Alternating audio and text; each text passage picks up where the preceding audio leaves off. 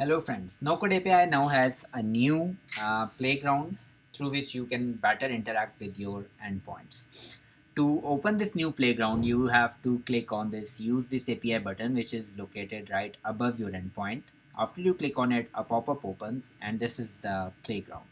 On the left hand side, you will find all the methods which are available for this particular endpoint, and on the right hand side you are going to find the explanation of each method. For example, if you want to get the records from your Airtable datasheet, you have three tabs available.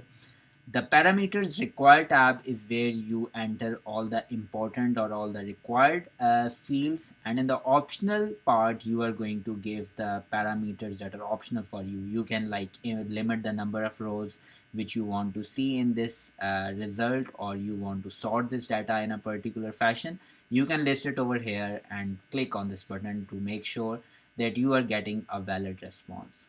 The response is interactable. That means that all the fields are collapsible and expandable to better and explain your data to you. If you click on post request, so for post request, for put request and delete request, we have three things in common, that they all have a parameters required field where you will have to give the query parameter, for example, table name demo in our particular case.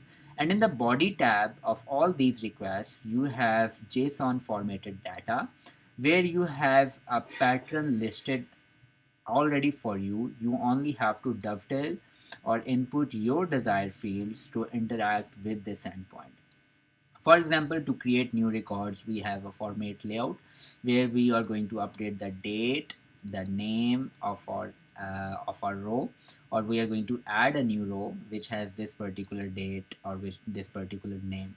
If we click on this click and test API button, we are going to see that this record has been updated. In a similar way, we can interact with the put request, we can interact with the delete request, and we are going to get the appropriate response from our endpoint. So this is easier to interact with, and if you still have any queries or if you are still finding anything complicated, feel free to reach us. We will be happy to help you out. Thank you for watching. Bye.